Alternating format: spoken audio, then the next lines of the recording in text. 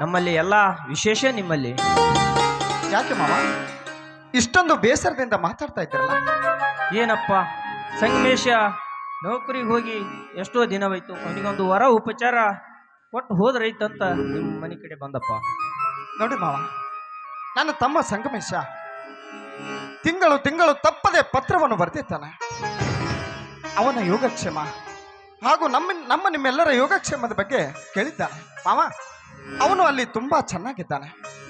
ಅವನ ಬಗ್ಗೆ ನೀವು ಚಿಂತೆ ಮಾಡುವ ಅವಶ್ಯಕತೆ ಇಲ್ಲ. ಅದು ಅಲ್ಲದೆ ಯಾಕೋ ಇದೇ ತಿಂಗಳ ಪತ್ರ ಬಂದು ಮುಟ್ಟಿಲ್ಲ ಮಾವ.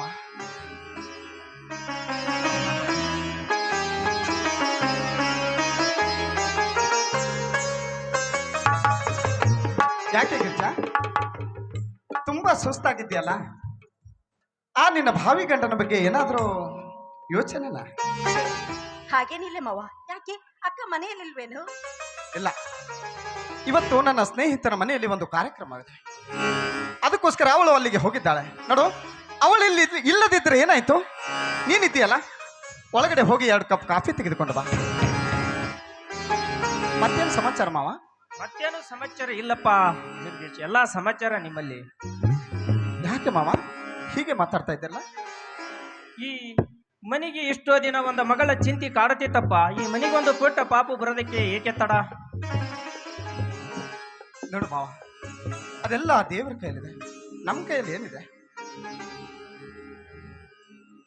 ಗಿರ್ಜಾ, ಬೇಗ ಕಾಫಿ ತೆಗೆದುಕೊಂಡು ಬಾರಮ್ಮ.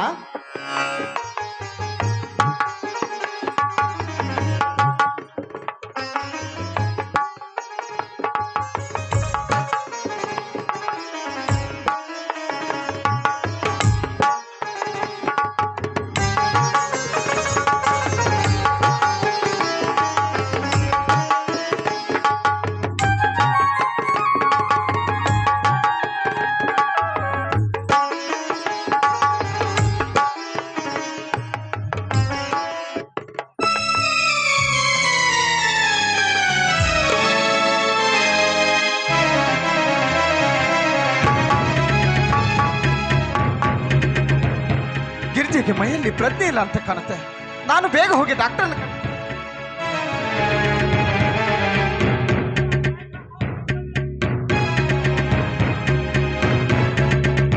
ಬನ್ನಿ ಡಾಕ್ಟರ್.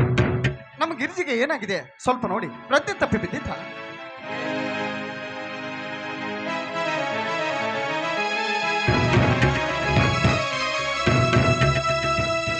ನೋಡ್ರಿ ಡಾಕ್ಟ್ರೆ, ಕಾಫಿ ಕೊಡುವಷ್ಟರಲ್ಲಿ ನನ್ನ ಮಗಳಿಗೆ ಏಕಾಏಕಿ ಹೀಗಾಯ್ತು. ಓ ಮೈ ಗಾಡ್, ಯಾಕೆ ಡಾಕ್ಟ್ರೆ, ನಮ್ಮ ಗಿರ್ಜಿಗೆ ಏನಾಗಿದೆ? ನಿಮ್ಮ ಗಿರಿಜೆಗೆ ಮದುವೆ ಆಗಿಲ್ಲ ತಾನೆ? ಮದುವೆ ಇನ್ನೂ ಆಗಿಲ್ಲ ಡಾಕ್ಟ್ರೆ. ಯಾಕೆ?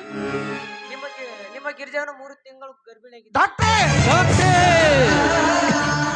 ಏನು ಹೇಳ್ತಾ ಇದ್ದೀರಾ ನೀವು? ಇದನ್ನ ಹೇಳ್ತಾ ಇದ್ದೇನೆ.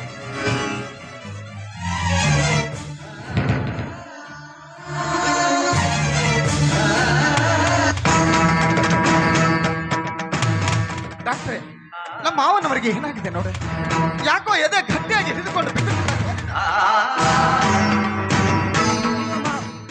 ನಿಮ್ಮ ಮಾಯಿಗೆ ಇಸಿಜಿ ಮಾಡಿಸ್ಬೇಕಾಗಿದೆ.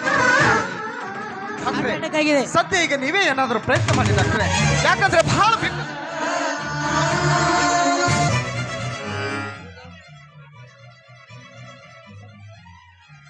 ಇಂಜೆಕ್ಷನ್ ಗಾಬರಿ ಆಗಬೇಡಿ.